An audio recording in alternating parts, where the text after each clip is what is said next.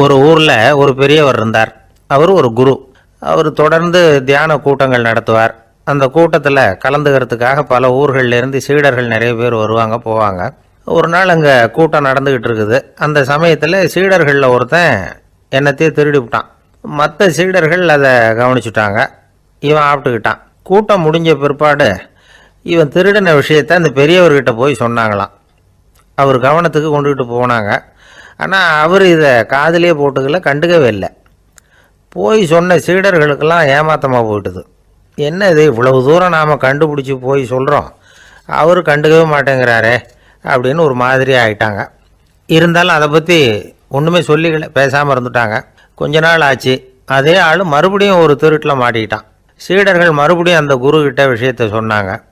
அவர் அப்பவும் வழக்கம் போல் சும்மாவே இருந்துட்டார். இவர் இப்படி இருக்கிறத பார்த்ததும் அந்த சீடர்களுக்கு கோபம் வந்துட்டுது. உடனே அந்த சீடர்கள்லாம் ஒன்று கூடி பேசினாங்களாம். எல்லாருமா சேர்ந்து ஒரு விண்ணப்பம் தயார் பண்ணாங்க. அதை குருநாதர்கிட்ட கொண்டுட்டு போய் கொடுத்தாங்க.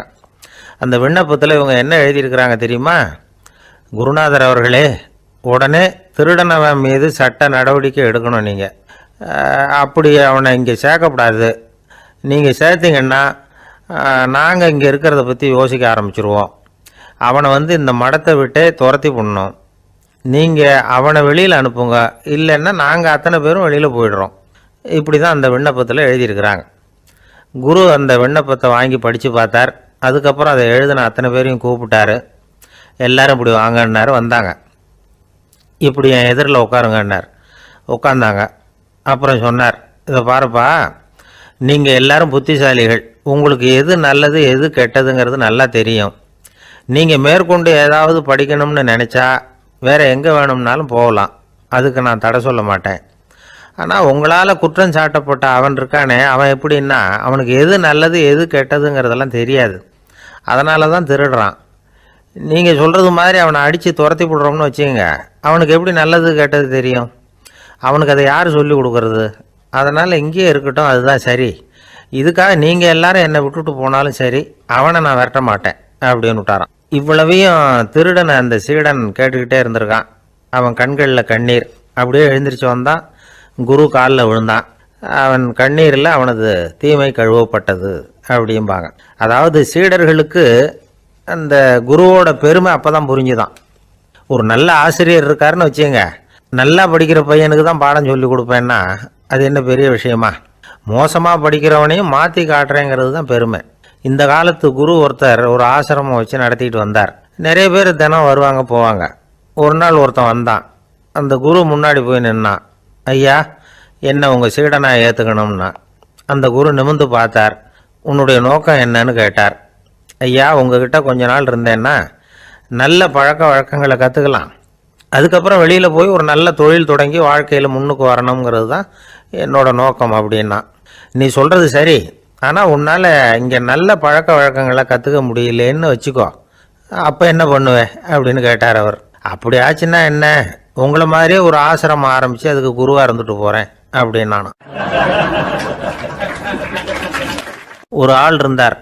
அவர் தன்னை ஒரு குருன்னு சொல்லிக்கிட்டார். மௌன குரு, வாயே திறக்கிறதில்ல. அவருக்கு 2 சீடர்கள் உண்டு. இவங்க தான் வர்றவங்க கிட்ட பேசுவாங்க, விளக்கம் கொடுப்பாங்க. ஒரு நாள் இந்த சீடர்கள் 2 பேரும் எங்கேயோ வெளியில் போயிட்டாங்க. அந்த நேரம் பார்த்து ஒருத்தர் அங்கே வந்தார். குருக்கிட்ட போனார். குருவே, புத்தர்னா என்னன்னு கேட்டார். குருவுக்கு ஒன்றும் புரியல. அவர் உண்மையான குருவாக இருந்தாவில் புரியும். அவர் திருன்னு முழிக்க ஆரம்பிச்சிட்டார். இந்த நேரம் பார்த்து இந்த சீடர்கள் எங்கேயோ போயிட்டாங்களே, என்ன பண்ணுறது, உதவிக்கு யாராவது கிடைக்க மாட்டாங்களா அப்படின்னு அப்படியே சுற்றி பார்க்குறார். அங்கங்கே பார்க்குறார். வந்தவர் இதை கவனித்தார். ஏதோ புரிஞ்சுக்கிட்ட ஒரு மாதிரி அடுத்த கேள்வி கேட்டார். தர்மம்னா என்ன சுவாமின்னார். குருவுக்கு ரொம்ப சங்கடமாக போச்சு. நம்ம நிலைமை இப்படி ஆகிட்டுதே, இக்கட்டில் மாட்டிக்கிட்டோமே அப்படின்னு நினச்சபடியே விட்டத்தை பார்த்தார். அப்புறம் குனிஞ்சு தரையை பார்த்தார். அப்படியே உட்காந்துக்கிட்டார். வந்தவர் உடனே அடுத்த கேள்விக்கு போயிட்டார். தியானம்னா என்ன சுவாமின்னார். பாவம் என்ன பண்ணுவார் அந்த குரு, பேசாமல் கண்ணை கெட்டியாக மூடிக்கிட்டார். இது ஏதுடா வம்பா போச்சுன்னு. இவர் இப்படி பண்ணால் கூட வந்தவர் சளைக்கலை. இன்னொரு கேள்வியும் கேட்டார். ஆசீர்வாதம்னா என்ன அப்படின்னார். இவர் பார்த்தார். இப்படியே போனால் இவர் கேள்வி கேட்குறத நிறுத்த மாட்டார் அப்படின்னு நினச்சிக்கிட்டு எனக்கு ஒன்றுமே தெரியாதுங்கிற பாவனையில் 2 கையையும் விரித்து காட்டினார். வந்தவர் முகத்தில் மகிழ்ச்சி, மன நிறைவு, ஏதோ எல்லாம் புரிஞ்சுக்கிட்ட ஒரு மாதிரி அங்கேருந்து புறப்பட்டு போனார். வழியில் அந்த குருவோட சீடர்கள் 2 பேரையும் சந்தித்தார். உங்கள் குருவை தான் பார்த்துட்டு வரேன்னார். இவர் என்ன நடந்ததுன்னு கேட்டாங்க. இவர் விவரமாக சொல்கிறார். உங்கள் குரு எவ்வளவு பெரிய ஞானி தெரியுமா? புத்தர்னா என்னன்னு கேட்டேன். அதுக்கு அவர் அப்படியும் இப்படியும் பார்த்தார். அதுக்கு என்ன அர்த்தம் தெரியுமா? மக்கள் புத்தரை வந்து அங்கேயும் இங்கேயும் தேடுறாங்க. உண்மையில் அவர் அங்கேயும் இங்கேயும் தேடி கண்டுபிடிக்க முடியாது அப்படிங்கிறத அவர் செய்கை மூலம் உணர்த்தினார். அதுக்கப்புறம் தர்மம்னா என்னன்னு கேட்டேன். அவர் மேலேயும் கீழையும் பார்த்து தர்மம் சமமானது, அதில் உயர்வு தாழ்வு இல்லைங்கிறத உணர்த்தினார். அதுக்கப்புறம் தியானம்னா என்னன்னு கேட்டேன். கண்ணை மூடிக்கிட்டார். கண்ணை மூடி காணுகிற அற்புதம் அது அப்படிங்கிறத புரிஞ்சுக்கிட்டேன். கடைசியாக ஆசீர்வதிக்கப்படுறது பற்றி கேட்டேன். கைகளை நீட்டி உதவுறது தான் அது அப்படிங்கிறத தன்னுடைய இருகை விரித்து உணர்த்தினார். எவ்வளோ பெரிய மகான் அவர் அப்படின்னு சொல்லிவிட்டு அவர் பாட்டு போயிட்டார். சீடர்கள் அதுக்கப்புறம் மெதுவாக குருக்கிட்ட வந்து சேர்ந்தாங்க. அவங்கள பார்த்ததும் குருவுக்கு கோபம் வந்துட்டுது. அடே பாவிகளா, எங்கடா போய் தொலைஞ்சிங்க? நான் ஒரு ஆளுகிட்ட மாட்டிக்கிட்டு என்ன பாடுபட்டிருக்கேன் தெரியுமான்னார். இது மாதிரி தான் நாம் சாதாரண மனிதர்களின் புற வேடங்களிலேயே மயங்கி போயிடுறோம். அவங்க பேச்சு, செய்கை, பார்வை இதிலெல்லாம் ஏதோ பெரிய தத்துவம் இருக்கிறதாக நினச்சிக்கிறோம். உண்மையிலேயே அந்த தத்துவங்கள் யாருக்கு சொந்தம்? அவங்களுக்கு இல்லை, நமக்கு தான் சொந்தம். நாம் தானே அதை கற்பிச்சுக்கிட்டோம். நாம் அடையாளம் கண்டுக்கிறது இல்லை. நாம் யாருங்கிறது நமக்கு புரியறதில்ல. அதுதான் இன்றைக்கி நடக்கிறது. அதனால தான் அடுத்தவங்களை தேடி ஓடிக்கிட்டு இருக்கிறோம். சில வீடுகளில் கூட இது மாதிரி சைகைகள் உண்டு. சில குடும்ப தலைவர்கள் தினமும் காலையில் கண்ணை கெட்டியாக மூடிக்கிட்டு கை 2ஐயும் சுத்தமாக விரித்து வச்சுக்கிட்டே உட்காந்து தியானம் பண்ணுறது வழக்கம். எதுக்காக அப்படி பண்ணுறீங்கன்னு ஒருத்தரை பார்த்து கேட்டேன். இந்த மாதம் வாங்கின சம்பளம் பூரா தீர்ந்து போச்சு, இனிமேல் என் கையில் சுத்தமாக ஒன்றும் இல்லை, புதுசாக எதுவும் செலவு வச்சுடாதே அப்படிங்கிறத அப்படி உள்ளங்கை 2ஐயும் விரித்து காட்டி அவங்களுக்கு உணர்த்துறேன் அப்படின்னார். ஒருத்தன் வேகமாக ஓடி வந்தான். ஏப்பா அப்படி தலை தெறிக்க ஓடி வர்றேன்னு கேட்டேன். பின்னாடி துரத்திக்கிட்டு வருது சார் அப்படின்னா. ஏதாவது நாய் துரத்திக்கிட்டு வருது போல இருக்கு அப்படின்னு நினச்சி அவனுக்கு பின்னாடி பார்க்குறேன். கண்ணு கேட்டின தூரம் வரைக்கும் எதுவுமே தெரியல. ஏன்பா எதுவும் ஒன்றை துரத்துறது மாதிரி தெரியலையே என்ன? நல்லா பாருங்கள் சார் அப்படின்னா. பார்த்துட்டு தான் சொல்கிறேன் என்ன. இதோ பாருங்கள் சார், இதுதான் என்னை துரத்துது அப்படின்னு அவன் காட்டுறான். அவன் சுட்டி காட்டின இடத்துல பார்த்தா அங்கே அவனுடைய நிழல் தான் தெரியுது. என்னப்பா சொல்கிற அப்படின்னு சொல்லி அவனை சந்தேகமாக பார்த்தேன். அதுக்கப்புறம் தான் அவன் விவரமாக பேசினான். சார், எனக்கு என் நிழலை கண்டா பிடிக்கிறதில்ல. எப்போ பார்த்தாலும் இது என்னையே பின்தொடர்ந்து வந்துக்கிட்டு இருக்குது. இதை என்னால் சகிக்கவே முடியல. இதை என்கிட்டேருந்து பிரிக்கிறதுக்கு எவ்வளவோ முயற்சிகள்லாம் பண்ணி பார்த்துட்டேன், முடியலன்னா. அப்படி என்னென்ன முயற்சிகள் பண்ணினேன் அப்படின்னு கேட்டேன். அவன் என்னென்ன செஞ்சாங்கிறத விவரமாக சொன்னான். அவன் என்ன பண்ணியிருக்கிறான், ஒரு பெரிய குழியை தோண்டி அதில் தன்னுடைய நிழலை புதைச்சிருவோம் அப்படின்னு முடிவு பண்ணிவிட்டு மண்வெட்டி எடுத்துக்கிட்டு தோட்டத்து பக்கம் போயிருக்கான். ஆழமாக ஒரு குழியை தோண்டியிருக்கான். குனிஞ்சு பார்க்குறான். அந்த குழிக்குள்ளே தன்னுடைய நிழல் தெரியுது. ஆஹா, இதுதான் சமயம், நிழல் இப்போ குழிக்குள்ளே இருக்குது, மண்ணை போட்டு மூடி போடலாம் அப்படின்னு நினச்சிக்கிட்டு கொஞ்சம் மண்ணை அள்ளி போட்டான். பார்த்தா இப்போ அந்த நிழல் அந்த மண்ணுக்கு மேலே வந்து நிற்கிது.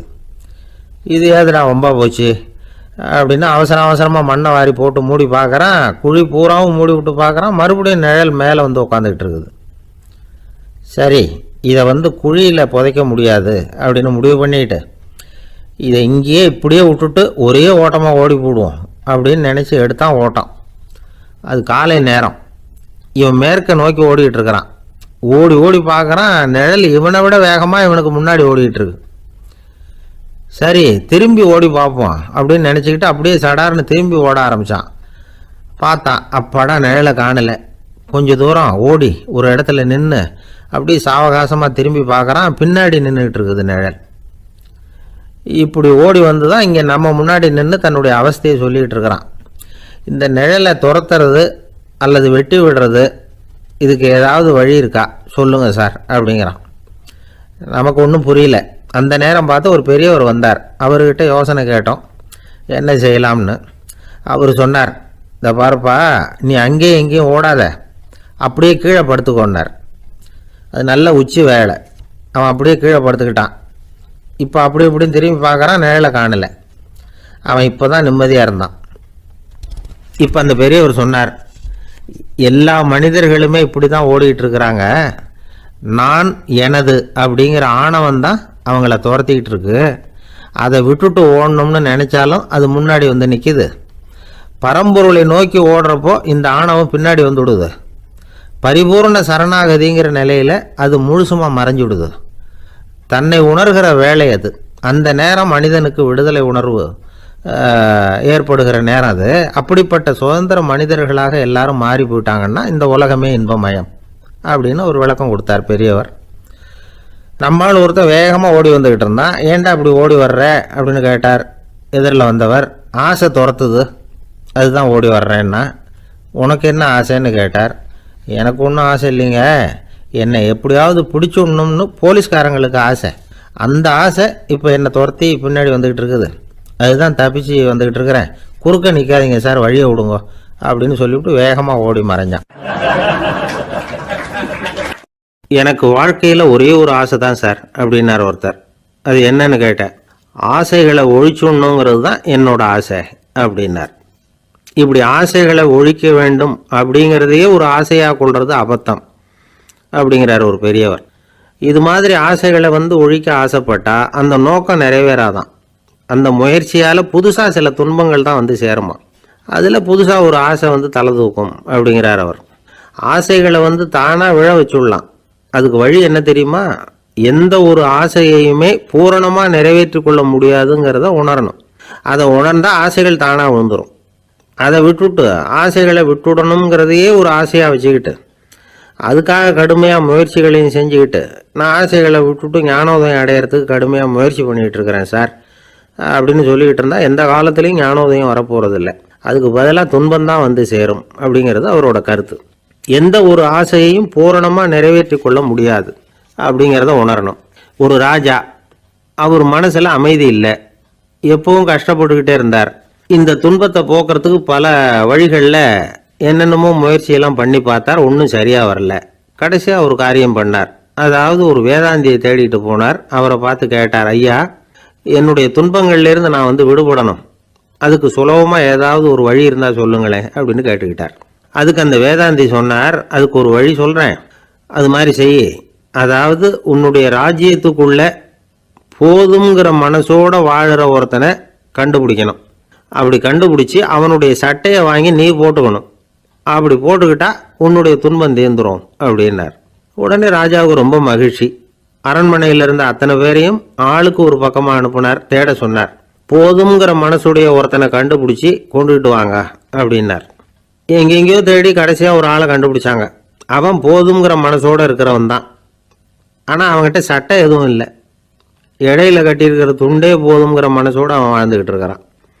சட்டை இருந்தாவில் ராஜா வாங்கி மாட்டிக்க முடியும்.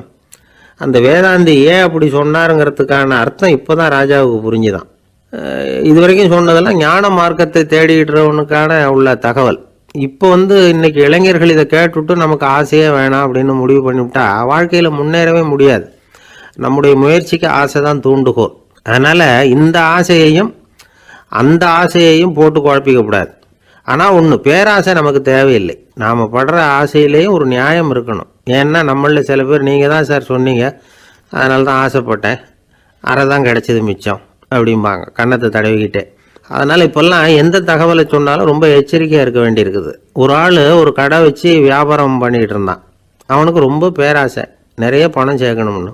திடீர்னு ஒரு நாள் அவனுக்கு உடம்பு ரொம்ப சுகம் இல்லாமல் போயிட்டுது. இனிமேல் பிழைக்கிறது கஷ்டங்கிற நிலைமை. மரணப்படுகையில் இருக்கிறான். சொந்தக்காரங்கள்லாம் சுற்றி உட்காந்துருக்குறாங்க. இவன் மெதுவாக கண்ணை திறந்து பார்க்குறான். என் வீட்டுக்காரி எங்கேன்னா, இதோ இருக்கேன் அப்படின்னாங்க அந்த அம்மா. பசங்கள்லாம் எங்கேங்கிறான். இதோ பக்கத்தில் தான் நின்றுட்டு இருக்கிறோங்கிறாங்க.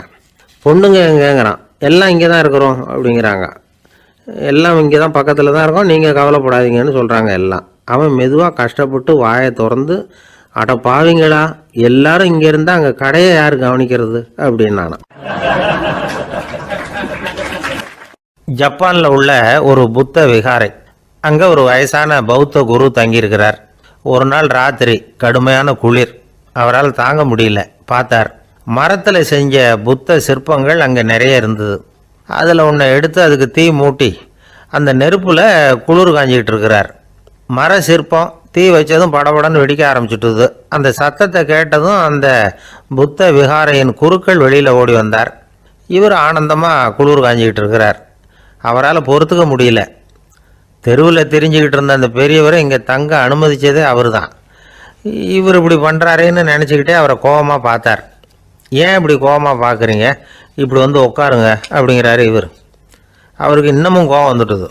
எங்கள் கடவுளை வந்து எரிச்சுட்டீங்களே அப்படின்னு சத்தம் போட்டாராம். அப்படியா அப்படின்னு கேட்டுக்கிட்டே அந்த சாம்பலை கிளறினார் இவர். என்ன செய்கிறீங்கன்னு கேட்டிருக்காரு அவர். நான் எலும்புகளை தேடுறேன்னாராம். நீங்கள் ஒரு பைத்தியம், இது ஒரு மர சிற்பம், இதில் எலும்புகள் கிடையாது அப்படின்னாராம். அவருக்கு கோபம் வந்துட்டுது. உடனே வெளியில் போங்கன்னு கத்தியிருக்கார். வெளியில் தள்ளி கதவையும் சாத்தி விட்டாராம்.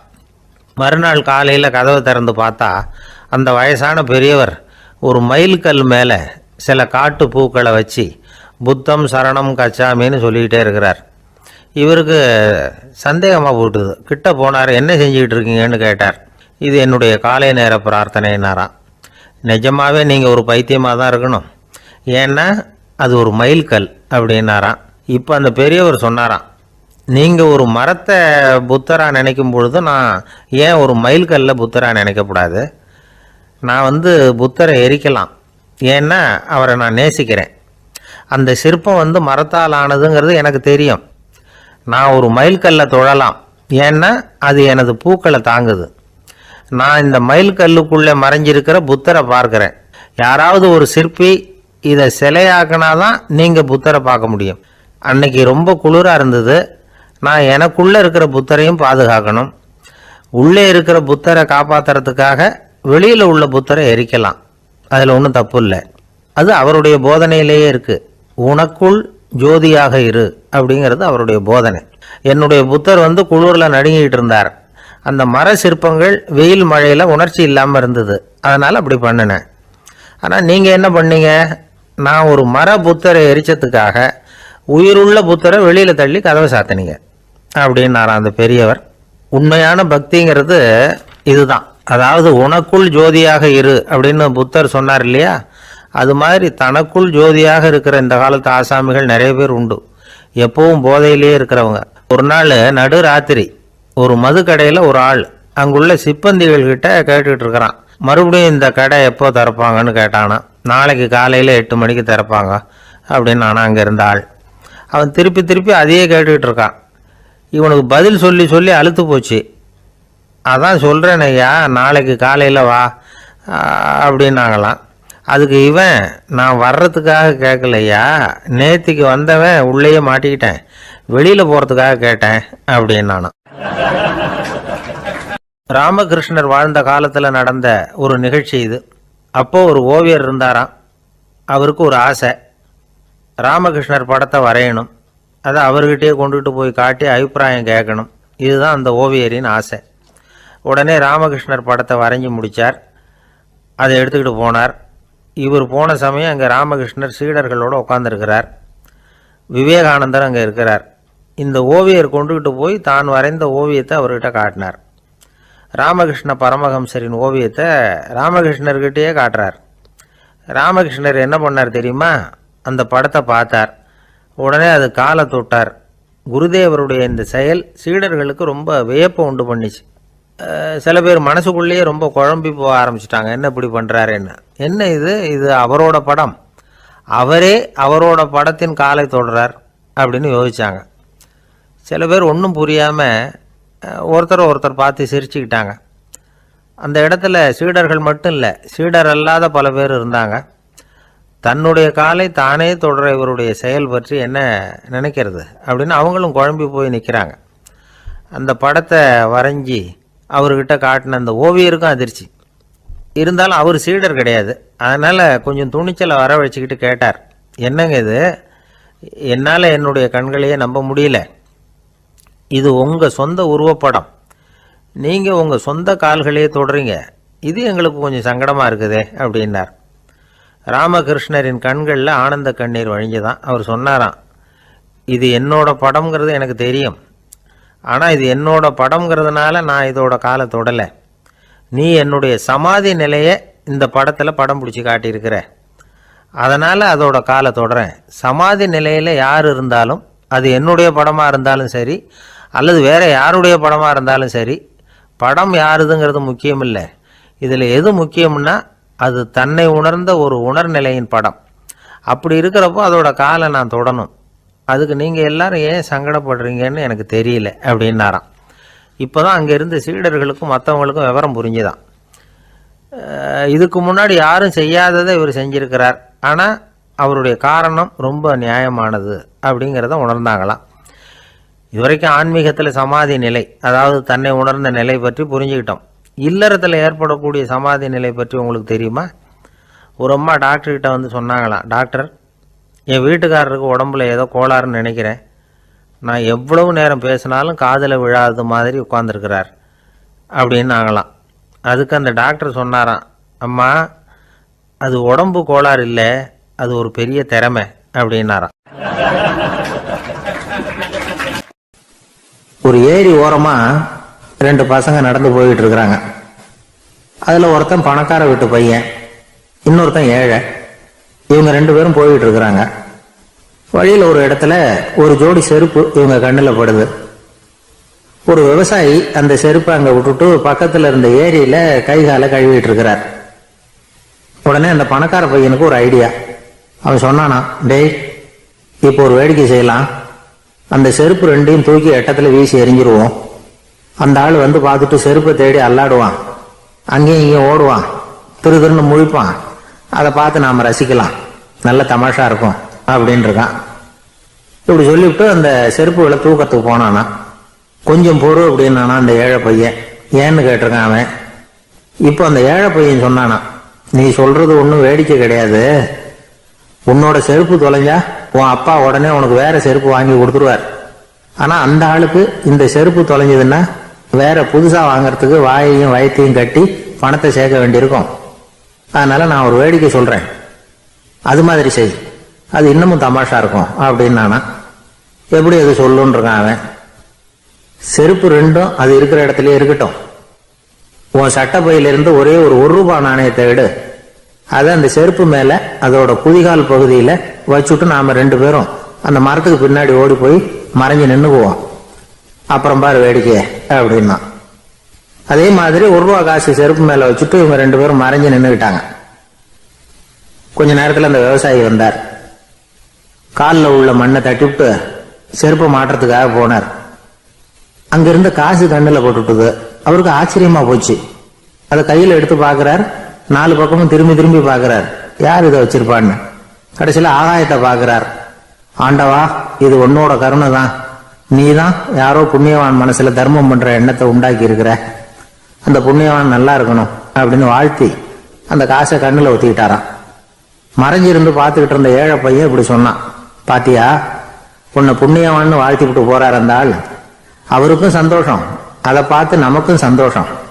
உனக்கு 1 ரூபாங்கிறது ஒரு பெரிய விஷயம் இல்லை, ஆனா அதனால நமக்கு கிடைச்சிருக்கிற மகிழ்ச்சி ரொம்ப உயர்வானது அப்படின்னு நானா. வேடிக்கையும் கிண்டலும் இது மாதிரி அடுத்தவங்களுக்கு இடைஞ்சலா இல்லாம இருக்கணும் அப்படிங்கிறார் கலைவாணர். ஆனா பாருங்க, அவருக்கே இடைஞ்சலா வர்ற விஷயங்களை கூட அவர் வேடிக்கையா தான் எடுத்துக்கிட்டாராம். ஒரு தடவை ஒருத்தர் கலைவாணர்கிட்ட வந்து, ஐயா, என் குழந்தை செத்து போச்சு அப்படின்னு சொல்லி அழுதாராம். உடனே இவர் அவருக்கு 100 ரூபா பணத்தை கொடுத்து, இந்தாங்க அடக்கம் செய்யுங்க அப்படின்னு சொல்லி அனுப்பி வச்சாராம். 1 வருஷம் கழிச்சு மறுபடியும் அதே ஆள் வந்திருக்கார். இவர் மறந்துருப்பாருங்கிற நினைப்புல, அண்ணே, என் குழந்தை இறந்து போச்சுண்ணே அப்படின்னாராம். இவர் மறுபடியும் 100 ரூபாய் கொடுத்து ஆறுதல் சொல்லி அனுப்பி வச்சாராம். 7-8 மாசம் கழிச்சு மறுபடியும் அதே ஆள் வந்திருக்கார். அவர் வாயை திறக்கிறதுக்கு முன்னாடியே இவர் 100 ரூபாய் அவர் கையில வச்சு, போன 2 தடவை தான் குழந்தை செத்து போச்சு, இந்த தடவையாவது அதை சாகாம காப்பாத்தி விடு அப்படின்னு சொல்லி அனுப்பி வச்சாராம். அதுக்கப்புறம் அந்த ஆள் வர்றதே இல்லையா. எனக்கு தெரிஞ்ச ஒருத்தர் இருக்கார். அவரு ஒரு பெரிய காவல்துறை அதிகாரி, ரொம்ப கண்டிப்பானவர். அவரை கண்டாவே எல்லாரும் பயப்படுவாங்க. அப்படிப்பட்டவர் வீட்டுக்கு போனா அப்படியே அடியோட மாறிடுவார். அங்க போய் பாத்தீங்கன்னா குழந்தைகளோட குழந்தையா அவர் விளையாடிட்டு இருப்பார். அலுவலக சமயத்துல பாத்தீங்கன்னா குதிரை முதுகுல அவர் உட்கார்ந்துருப்பார். வீட்டுல பாத்தீங்கன்னா அவரு முதுகுல குழந்தை உட்காந்துருக்கும். அவரு குதிரை மாதிரி போயிட்டு இருப்பார். இது எப்படிங்க முடியுது உங்களால அப்படின்னு கேட்டாங்க. அது ஒண்ணுமில்ல, இங்க வீட்டுக்கு வந்த உடனே என்னோட மனசை தனியா எடுத்து வச்சிருவேன் அப்படின்னார். அது என்னங்க உங்க சட்டப்பையிலையா இருக்குது மனசு, அது தனியா எடுத்து வைக்கிறதுக்கு அப்படின்னு கேட்டாங்க. அப்படி இல்லைங்க, இது ஒரு பயிற்சி, மனப்பயிற்சி, அவ்வளவுதான் அப்படின்னார். இப்படி சமயம் பார்த்து மனசை தனியா வச்சுவிட தெரிஞ்சவங்க வாழ்க்கையில எப்பவும் உற்சாகமா இருப்பாங்க அப்படிங்கிறது பெரியவங்க கருத்து. ஒரு டாக்டர் ஆஸ்பத்திரியில் இருக்கிற வரைக்கும் டாக்டரா இருக்கலாம், அவர் மனைவிகிட்டையும் அவர் டாக்டரா இருக்க வேண்டிய அவசியம் இல்லை. ஒரு வக்கீல் கோர்ட்ல இருக்கிற வரைக்கும் வக்கீலா இருக்கலாம், வீட்டுக்கு வந்ததுக்கு அப்புறமும் வக்கீலா இருக்க வேண்டிய அவசியம் கிடையாது. வீட்டில் குழந்தைகள்கிட்ட விளையாடும் பொழுதும் அதுகள்கிட்ட ஃபீஸு கேட்டுக்கிட்டு இருக்கக்கூடாது.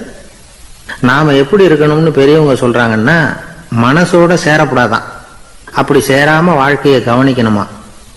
மனசை அப்படியே தனியா எடுத்து பக்கத்துல வச்சுடணும். அப்படின்னா அதை அப்படியே தூக்கி எறிஞ்சுடு அப்படின்னு அர்த்தம் இல்லை. ஏன்னா மனசுங்கிறது நமக்கு உபயோகப்படக்கூடிய ஒண்ணுதான். எப்போ எப்போ அது தேவையோ அப்பப்போ எடுத்து உபயோகப்படுத்திக்கணும். தேவைப்படுறப்போ எடுத்து கண்ணாடியை மாட்டிக்கிறோம்ல, படிக்கும் பொழுது கண்ணாடி தேவைப்படுது, எடுத்து மாட்டிக்கிறோம் இல்லையா, அது மாதிரி கணக்கு போடுறதுக்கு மனசு தேவை. கடைக்கு போய் ஒரு பொருள் வாங்குறோம், காசு கொடுக்குறோம், மீதி சில்லறை சரியா இருக்கா அப்படின்னு எண்ணி பார்த்து வாங்க வேண்டியிருக்கு. அந்த சமயத்துல மனசை எடுத்து தனியா வச்சுட்டேன் அப்படின்னு சொல்லிட்டு இருக்கக்கூடாது.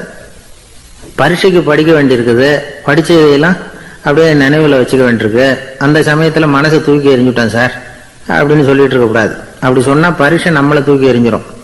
அதனால தேவைப்படுறப்போ மனசை உபயோகப்படுத்தணும், தேவையில்லாதப்போ அதை தனியா ஓய்வு எடுத்துக்க விட்டுடணும்.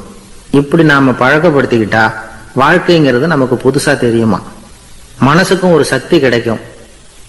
எந்திரங்களுக்கு ஓய்வு கொடுக்குற மாதிரி மனசுக்கும் ஓய்வு கொடுக்கணும், இல்லைன்னா அது களைச்சு போயிடும். குழந்தைகள் மனசை சுமந்துகிட்டு இருக்கிறது இல்ல, இது முதியவர்கள் குழந்தைகள் கிட்ட இருந்து கத்துக்க வேண்டிய ஒரு பாடம். ஆனாலும் இந்த கால குழந்தைகள் கிட்ட ரொம்ப எச்சரிக்கையா இருக்க வேண்டியிருக்கு. ஒரு தாத்தாவும் பேரனும் விளையாடிக்கிட்டு இருக்கிறாங்க. தாத்தா எனக்கு சைக்கிள் ஓட்ட கத்து கொடு அப்படிங்கிறான் பேரன். சைக்கிள் உயரம் கூட இல்லை, அதுக்குள்ள சைக்கிள் ஓட்டணுமா அப்படின்னாரு தாத்தா. ஏன் தாத்தா, ரயில் ஓட்டுறாரு, அவர் என்ன ரயில் நீளமா இருக்கார் அப்படின்னு கேட்டானா அந்த பையன். இருக்கிறாங்க. அந்த வழியா போறவங்க வர்றவங்க எல்லாம் அந்த இடத்துல நின்று அது என்ன மண்டபம் அப்படின்னு விசாரிக்க ஆரம்பிச்சாங்க. அந்த அப்பாவும் பிள்ளையும் தான் வர்றவங்களுக்கு எல்லாம் விவரம் சொல்லிட்டு இருக்கிறாங்க. அதாவது இந்த இடத்துல ஒரு பெரிய மகான் சமாதி ஆயிருக்கார், அவர் சமாதியான இடத்துல இந்த நினைவு மண்டபத்தை கட்டி இருக்கிறோம் அப்படின்னாங்க. ஊரு பூரா இந்த செய்தி பரவிச்சு. நிறைய பேர் அந்த இடத்தை தேடி வர ஆரம்பிச்சாங்க. இங்க கொஞ்ச நேரம் உட்காந்துட்டு போனா மனசுக்கு ஒரு நிம்மதி கிடைக்குது அப்படின்னாங்க. அங்க இருந்த உண்டியல்ல நிறைய காசு போட்டுட்டு போறாங்க. பணம் கிடுகிடுன்னு நிறைய சேர ஆரம்பிச்சுட்டுது. பணம் நிறைய சேர்ந்த உடனே அந்த அப்பாவுக்கும் பிள்ளைக்கும் தகராறு வந்துட்டுது. பணம் சேர்ந்தாலே சொத்து தகராறு வரத்தானே செய்யும், அது மாதிரி வந்துட்டுது. பையன் அடிக்கடி நிறைய பணம் கேட்க ஆரம்பிச்சான். அப்பா பார்த்தார், யோசனை பண்ணார், ஒரு முடிவுக்கு வந்தார். ஒரு நாள் பையனை கூப்பிட்டார். இதை பாருப்பா, நமக்குள்ள தகராறு வேணாம், அப்பாவும் பிள்ளையும் இப்படி சண்டை போட்டுக்கிட்டா பாக்குறவங்க தப்பா நினைப்பாங்க, அதனால நமக்குள்ள சமரசமா இதை தீர்த்துக்குவோம், என்ன சொல்ற அப்படின்னார் அப்பா. சரின்னு நான் பையன். உடனே அந்த அப்பா என்ன பண்ணார் தெரியுமா, மகன் கிட்ட கொஞ்சம் பணத்தை கொடுத்தார், தன்கிட்ட இருந்த ஒரு கழுதையையும் கொடுத்தார். இதை வச்சு நீ பொழைச்சுக்கோ அப்படின்னு சொல்லி அனுப்பி வச்சுட்டார். மகன் அந்த கழுதையை இழுத்துக்கிட்டு அடுத்த ஊருக்கு போனான். வழியிலேயே அந்த கழுதை செத்து போச்சு. உடனே என்ன பண்ணலாம்னு யோசனை பண்ணான். ஒரு ஐடியா வந்தது. அந்த கழுதைய ஒரு சாலை ஓரமா புதைச்சான். கையில் இருந்த பணத்தை வச்சு அந்த இடத்துல ஒரு கல் மண்டபம் கட்டினான். அந்த வழியா 2 பேர் வந்தாங்க. இது என்ன மண்டபம்னு விசாரிச்சாங்க. இந்த இடத்துல ஒரு பெரிய மகான் சமாதி ஆயிருக்கிறார் அப்படின்னா. இந்த செய்தி ஊர் பூரா பரவ ஆரம்பிச்சுட்டுது. நிறைய பேர் வந்து போக ஆரம்பிச்சாங்க. இங்க வந்தா மனசுக்கு ஒரு பெரிய நிம்மதி கிடைக்குது அப்படின்னு வேற சொல்ல ஆரம்பிச்சாங்க. வர வர கூட்டம் அதிகமா வர ஆரம்பிச்சுட்டுது. உண்டியல்ல பணம் நிறைய சேர்ந்துட்டுது. நகையெல்லாம் கூட கழட்டி காணிக்கையா போட ஆரம்பிச்சுட்டாங்க. அப்பாவை விட மகன் பெரிய ஆளாயிட்டான். இதை கேள்விப்பட்டார் அப்பா. பையனை பார்த்துட்டு வரலாம்னு ஒரு நாள் புறப்பட்டு வந்தார். பையன் ஓஹோன்னு இருக்கிறான். பங்களா, காரு எல்லாம் வந்துட்டுது. எப்படிடா இந்த அளவுக்கு ஆனே அப்படின்னு விசாரிச்சார். அப்பா, எல்லாம் உங்க ஆசீர்வாதம் தான், நீங்க கொடுத்த மூலதனத்தை வச்சுதான் இவ்வளவும் சம்பாதிச்சேன் அப்படின்னு நான் பையன். அது எப்படிடான்னு விசாரிச்சார். அப்பா, நீங்க ஒரு கழுத குட்டியும் கொஞ்சம் பணமும் என்கிட்ட கொடுத்து அனுப்பி வச்சுங்க, அதை எடுத்துக்கிட்டு வந்தேன். வர்ற வழியில அந்த கழுதை செத்து போச்சு. உடனே யோசனை பண்ணேன், அந்த கழுதையை இந்த இடத்துல புதைச்சேன். கையில் இருந்த பணத்தை வச்சு மண்டபம் கட்டினேன். மகான் ஒருத்தர் சமாதி ஆயிருக்கார் அப்படின்னு வதந்தியை கிளப்பி விட்டேன். ஜனங்கள்லாம் ஏமாந்து போய் காசை கொண்டாந்து போட ஆரம்பிச்சிட்டாங்க. நான் பொழைச்சிக்கிட்டு இருக்கிறேன் அப்படின்னா, இப்பதான்டா நீ என் புள்ள அப்படின்னு சொல்லி சந்தோஷப்பட்டாரான் அந்த அப்பா. ஏன் அப்படி சொல்றீங்கன்னு கேட்டிருக்கான் பையன். கழுத குட்டியை புதைச்சி மண்டபம் கட்டி இருக்கிற நீ, ஏற்கனவே நம்ம ஊர்ல நாம கட்டி இருக்கிறோமே மண்டபம், அது இந்த கழுதையோட அம்மாவை புதைச்ச இடம். மகான் சமாதி ஆயிருக்காருன்னு நானும் சும்மா கப்சாதான் விட்டுக்கிட்டு இருக்கேன் அப்படின்னாராம் அப்பா. முட்டாள் ஜனங்களை நினைச்சு அந்த 2 பேரும் சத்தம் போட்டு சிரிச்சாங்களாம். மனுஷனை மனுஷன் ஏமாத்துறது ரொம்ப சுலபம். என் கூட படிச்ச ஒருத்தன் திடீர்னு ஒரு நாள் எல்லாருக்கும் அருள் வாக்கு சொல்ல ஆரம்பிச்சுட்டான். அவன் ஒரு ஆபீஸ்லயும் வேலை பார்க்கறான். ஆபீஸ்ல உள்ளவங்க எல்லாம் அவங்ககிட்ட வந்து அருள் வாக்கு கேட்கறது வழக்கம். ஒரு நாள் நான் அவன் முன்னாடி போய் உட்காந்து பேசிக்கிட்டு இருந்தேன். அப்போ அதே ஆபீஸ்ல வேலை பார்க்குற ஒருத்தர் அவங்ககிட்ட வந்து, சுவாமி, என் மேஜையில வச்சிருந்த பேனா திடீர்னு காணாம போட்டுது, அது திரும்ப கிடைக்குமா எனக்கு அப்படின்னு கேட்டார். இவன் கண்ணை உருட்டி பார்த்துட்டு, அது உனக்கு கிடைக்காது, புதுசா வேற ஒண்ணு வாங்கிக்கப்போ அப்படின்னா. சரின்னு அவர் போயிட்டார். அவர் போனதுக்கு அப்புறம் நான் மெதுவா இவனை பார்த்து, அது எப்படிடா அது உனக்கு கிடைக்காதுன்னு அவ்வளவு உறுதியா அவர்கிட்ட சொன்னேன் அப்படின்னு கேட்டேன். இவன் மெதுவா என் காது கிட்ட வந்து, அந்த பேனாவை கிளப்புனதே நான் தான் அப்படிங்கிறான்.